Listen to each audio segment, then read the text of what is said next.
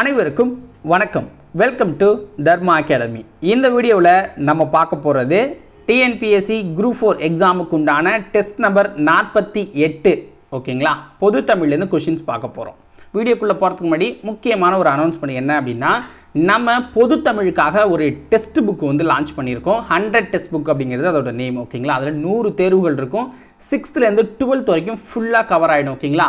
So 6th-லேருந்து 12th வரைக்கும் இருக்கிற 63 இயல்கள்லேருந்து test இருக்கும். ப்ளஸ் ஸ்டாண்டர்ட் வைஸ் ஒரு 30 ரிவிஷன் டெஸ்ட் இருக்கும். Plus 7 previous year question paper இருக்கும். ஓகேங்களா? மொத்தமாக 100 தேர்வுகள் வந்து அதில் இருக்கும். நீங்கள் வந்து டெஸ்ட்டு போட ஒரு பக்காவான ஒரு மெட்டீரியல் 5500 கொஷின்ஸ் கவர் ஆகுது. ஸோ இந்த புக்கை மட்டுமே நீங்கள் அகெயினாக திருப்பி டெஸ்ட் போட்டாலே உங்களுக்கு போதுமானதாக இருக்கும். இந்த புத்தகத்தோட விலை அப்படிங்கிறது 360 ரூபா தான். இந்த 100 தேர்வுமே 360 ரூபா தான். உங்களுக்கு வீடுகளுக்கு கொரியர் மூலயமா புக்காகவே வந்துடும். ஓகேங்களா? ஸோ டெலிவரி சார்ஜ் ஒரு 40 ரூபா பே பண்ணணும். மொத்தமாக 400 ரூபா வரும். உங்களுக்கு இந்த புத்தகம் தேவை அப்படின்னா 96 98 64 51 26 அப்படிங்கிற என்னோடய வாட்ஸ்அப் நம்பருக்கு மெசேஜ் பண்ணுங்கள். உங்களுக்கு ரேட்டு அக்கௌண்ட் டீட்டெயில்ஸ் ஷேர் பண்ணுவாங்க. பே பண்ணிவிட்டு ஒரு ஸ்க்ரீன்ஷாட் மட்டும் அமுச்சுட்டு உங்கள் அட்ரஸ் அமுச்சு விடுங்க. மேக்ஸிமம் 2லேருந்து 3 நாளுக்குள்ளே உங்கள் கைக்கு புத்தகம் வந்துடும். டெஸ்ட்டு போட ஸ்டார்ட் பண்ணிடலாம். ஏன்னா நமக்கு இன்னும் கொஞ்ச நாள் தான் இருக்குது எக்ஸாமுக்கு. ஓகேவா? ஸோ பயன்படுத்திக்கோங்க தேவைப்படுறவங்க. வாங்க இன்றைக்கி வீடியோக்குள்ளே நம்ம போகலாம். முதல் வினா, தென்னிந்தியாவின் ஏதென்ஸ் என்னும் புகழ்மிக்க நகரம் எது? தென்னிந்தியாவின் ஏதென்ஸ் என்னும் புகழ்மிக்க நகரம் எது? ஆன்சர் என்ன? மதுரை தான் தென்னிந்தியாவின் ஏதென்ஸ் அப்படின்னு அழைக்கப்படுது. கத்தியின்றி இரத்தமின்றி யுத்தம் ஒன்று வருகுது என்ற வரிகள் யாருடையது? கத்தியின்றி இரத்தமின்றி யுத்தம் ஒன்று வருகுது அப்படிங்கிறது யாருடைய வரிகள் அப்படின்னா, நாமக்கல் கவிஞருடைய வரிகள் இது. விகுதி வச்சுள்ள தொழிற்பெயரை கண்டறி. விகுதி வச்சுள்ள தொழிற்பெயரை கண்டுபிடிக்கணும். விகுதி எது பெற்றிருக்கு? தொழிற்பெயர்னாலே உங்களுக்கு ஒரு தொழிலை குறிக்கணும். ஆட்டம் அப்படிங்கிறது தான் ஒரு தொழில். உண்பதும் என்பதன் இலக்கண குறிப்பு என்ன? உண்பதும் என்பதன் இலக்கண குறிப்பு இன்னிசை அளப்படை. இன்னிசை அளப்படை. சிறுபஞ்ச மூலத்தின் ஆசிரியர் யார்? சிறுபஞ்ச மூலத்தின் ஆசிரியர் காரியாசான். காரியாசான். திருவாசகம் யாரால் ஆங்கிலத்தில் மொழிபெயர்க்கப்பட்டது? திருவாசகம் யாரால் ஆங்கிலத்தில் மொழிபெயர்க்கப்பட்டது அப்படின்னு பார்த்தீங்கன்னா, ஜியு போப் அவர்களால் ஆங்கிலத்தில் மொழிபெயர்க்கப்பட்டிருக்கு. ஜியு போப் அவர்களால்.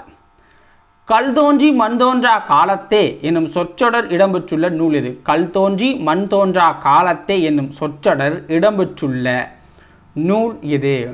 புறப்பொருள் வெண்பாமாலை. புறப்பொருள் வெண்பாமாலை.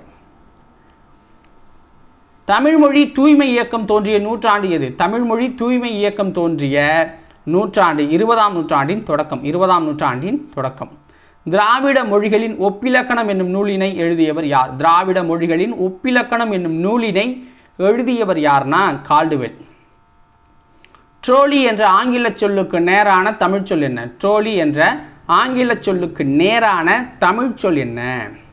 நகர்த்தும் வன்றி. ட்ராலி அப்படின்னு சொல்லுவாங்க.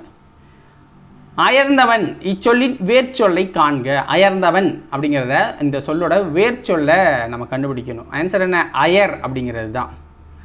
தமிழ்நாட்டில் பட்டாசு வெடிக்காத ஊர் எது? தமிழ்நாட்டில் பட்டாசு வெடிக்காதது கூந்தன்குளம் அப்படிங்கிற ஒரு ஊர் தான். கூந்தன்குளம். இந்தியா மிகப்பெரிய நாடு இது எவ்வகை வாக்கியம்? இந்தியா மிகப்பெரிய நாடு இது எவ்வகை வாக்கியம் அப்படின்னு பார்த்தீங்கன்னா, தனிநிலை வாக்கியம். பரித்தியாகம் இதை பிரித்து எழுதணும். பரித்தியாகம் என்பதை நம்ம பிரித்து எழுதணும் அப்படின்னா பரி ப்ளஸ் தியாகம் அப்படின்னு வரும். பரி ப்ளஸ் தியாகம். மேதையில் சிறந்தன்று என முதுமொழி காஞ்சி குறிப்பிடுவது எதை?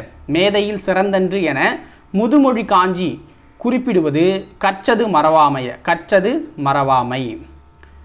உலகத் தமிழரிடையே தமிழ் உணர்வை உருவாக்க பாடுபட்ட பெருஞ்சித்திரனாரின் இதழ் என்ன? உலகத் தமிழரிடையே தமிழ் உணர்வை உருவாக்க பாடுபட்ட பெருஞ்சித்திரனாரின் இதழ் தமிழ்ச்சிட்டு.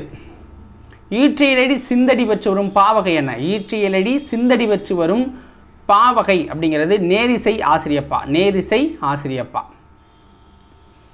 பம்மல் சம்பந்தம் நிறுவிய நாடக சபை எது? பம்மல் சம்பந்தம் நிறுவிய நாடக சபை சுகுண விலாச சபை. சுகுண விலாச சபை.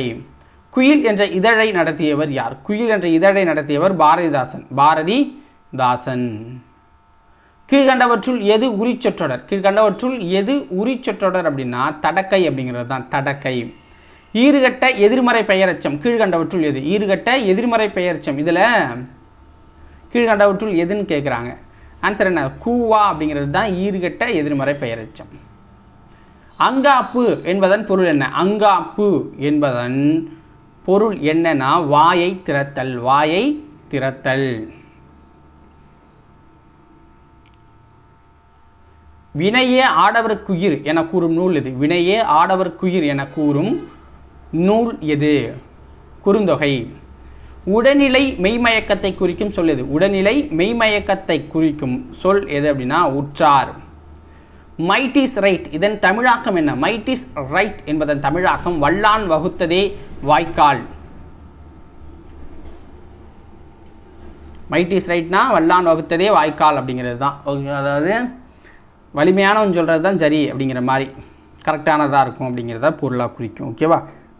ஸோ இதுவே இந்த வீடியோ பதிவு முடியுது. உங்களுக்கு பிடிச்சிருந்தா ஒரு லைக்கை சப்ஸ்கிரைப் பண்ணி சப்போர்ட் பண்ணுங்கள். புக்ஸ் வேணும் அப்படிங்கிறவங்க மெசேஜ் பண்ணுங்கள். நாளைக்கு வேறு ஒரு வீடியோ பதிவில் உங்களை வந்து சந்திக்கிறேன். நன்றி, வணக்கம்.